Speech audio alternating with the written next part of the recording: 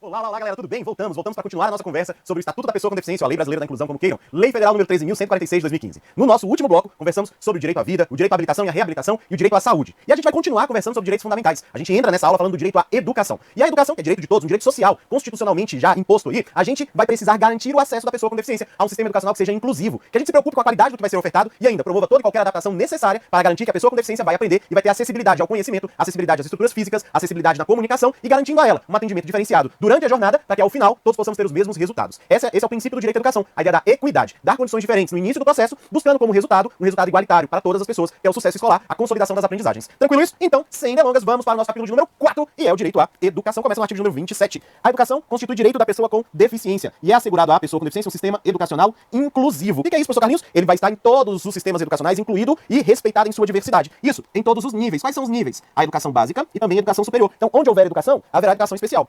Uma educação voltada para a pessoa com deficiência, um sistema educacional inclusivo. E essa aprendizagem se dará ao longo de toda a vida. Essa perspectiva de ao longo de toda a vida quer dizer que seu início será aos 0 anos e vai se prolongar por onde houver educação, por todo o tempo que houver. E qual é o objetivo? Alcançar o máximo desenvolvimento possível da pessoa com deficiência, dos seus talentos, das suas habilidades físicas, sensoriais, intelectuais e sociais, de acordo com suas características, interesses e suas necessidades. Ainda, ele vai dizer que é dever de quem promover essa educação em um sistema educacional inclusivo? 1, do Estado. 2, da família. 3, da comunidade escolar. 4, da sociedade. Aqui mora uma discussão ampla, já que a lei da educação, a lei que traz as diretrizes e bases da educação, diz que a educação é dever do Estado e da família.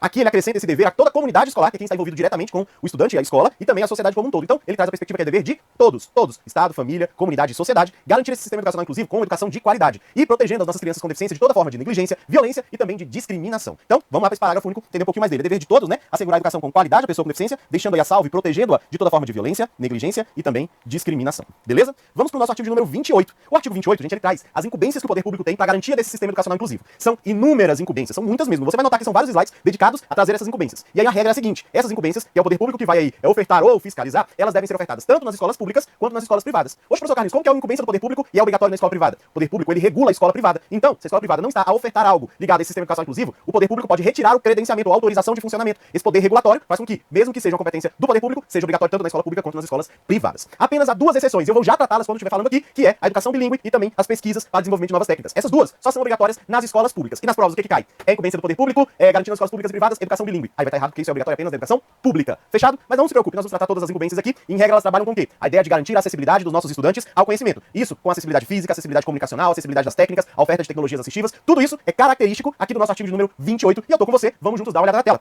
Incumbe ao poder público assegurar, criar, desenvolver, implementar, incentivar, acompanhar, além disso, avaliar o quê? O nosso sistema educacional inclusivo, em todos os níveis, modalidades, bem como aprendizado ao longo da vida. Essa é uma incumbência que precisa ser realizada. Segundo, o aprimoramento dos sistemas educacionais. A ideia é sempre melhorar aquilo que já existe, para garantir condições de acesso, permanência, participação e aprendizado. Através do quê? De serviços e recursos de acessibilidade que tenham como objetivo eliminar as barreiras e o resultado seja a inclusão plena, a inclusão dos nossos estudantes com deficiência aos sistemas de ensino. E ele continua. Tem que ter um projeto pedagógico, um PPP, que institucionalize o AEE, o Atendimento Educacional Especializado. O que é isso, professor Carlinhos? Os alunos da educação especial, os alunos com deficiência, eles, em regra, são atendidos em salas comuns do ensino regular. Mas para complementar ou suplementar o atendimento que a eles é dado, é ofertado também um atendimento educacional especializado, que geralmente é em turno contrário. A proposta pedagógica das escolas, que é o documento oficial da escola, que organiza tudo o que acontece, deve trazer a proposta de como vai acontecer o atendimento educacional especializado. Quem vai ser o professor que vai ofertar, qual vai o plano de atividades, como deve ser o número de encontros, os alunos atendidos, a estrutura a ser utilizada. Por isso, a proposta pedagógica, o plano da escola, deve institucionalizar o atendimento educacional especializado, tratando-o como parte da escola, integrado ao trabalho de todas as pessoas, ok? Vamos em frente.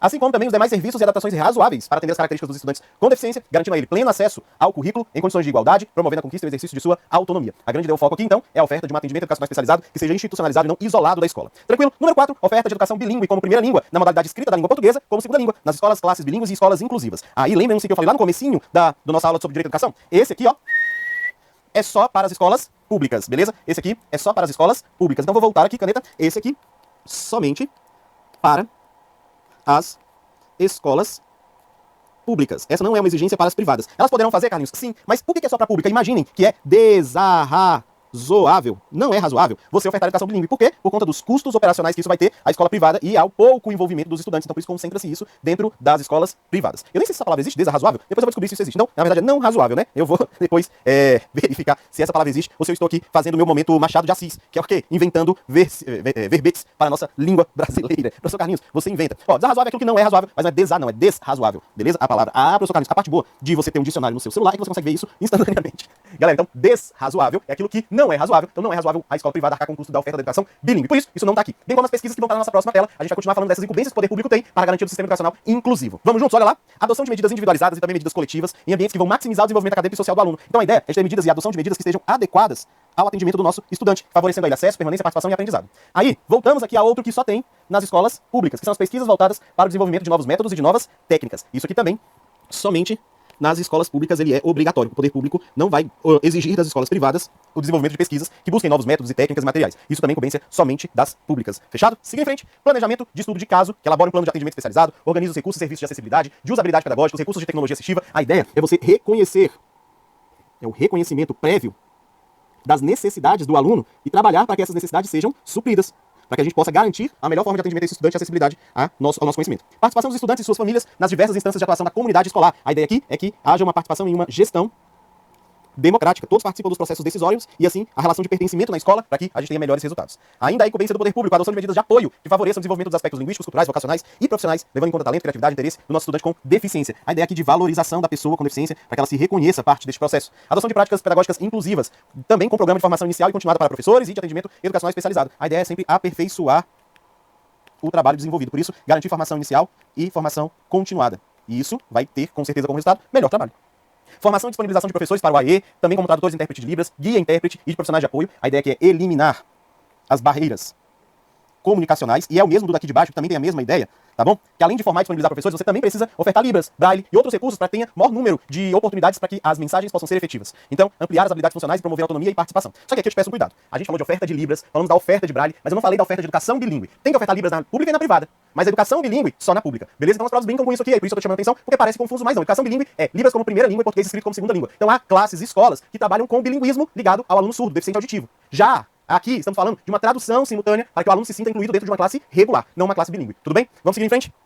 Acesso ao ensino superior, à educação profissional, igualdade de oportunidade com as demais pessoas, também igualdade de condições. O artigo 30 vai muito falar disso aqui, da educação superior e da educação profissional. Então, onde houver educação, tem que haver educação para a pessoa com deficiência, educação especial, e é por isso que está aqui como incumbência do Estado. Inclusão em conteúdos curriculares de cursos de nível superior e de educação profissional, de temas relacionados à pessoa com deficiência nos campos de conhecimento. Como, por exemplo, e aí, como exemplo, a gente até falou no começo da nossa aula aqui, dessa aula não, no começo do estudo dessa legislação, o desenho universal. Ele vai ser alvo de estudos do pessoal lá da engenharia.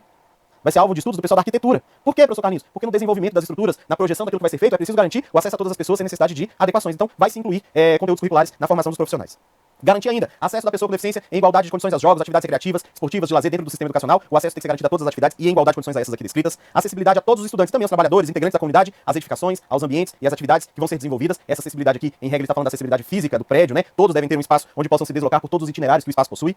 E ainda, tem que ofertar o profissional de apoio escolar, que a gente falou o conceito, né? Que é aquele profissional que acompanha o aluno nas atividades de sua rotina pedagógica, e a articulação intersetorial na implementação de políticas públicas para garantir que todos vão estar envolvidos. Essa articulação é para entender. Todos os setores devem estar juntos. A saúde, a assistência social, a educação, todo mundo caminha junto a fim de ofertar um melhor serviço, ok? As instituições privadas de qualquer nível, aplica-se obrigatoriamente o que está disposto, e aí eu já disse para vocês, aquilo está disposto em todos os incisos, com exceção das pesquisas educacionais e da educação bilíngue. No resto, todo mundo faz juntinho, beleza? Essa é a primeira regra. Mas é importante lembrar também que as escolas privadas, ao fazerem essas ações que vão garantir um sistema educacional inclusivo, elas não podem cobrar valores adicionais em suas mensalidades ou anualidades. Por quê, professor Carlinhos? Porque se fizerem isso, esse ato pode ser tido como discriminação, e discriminação é crime, então passível de reclusão mais multa. Então a discriminação não pode ser vista aqui. Então, assim como lá, no direito à saúde, os planos de seguros de saúde não podem cobrar valores adicionais, as escolas privadas, né, as instituições privadas também não podem cobrar valores adicionais, nem podem obstar ou negar a matrícula.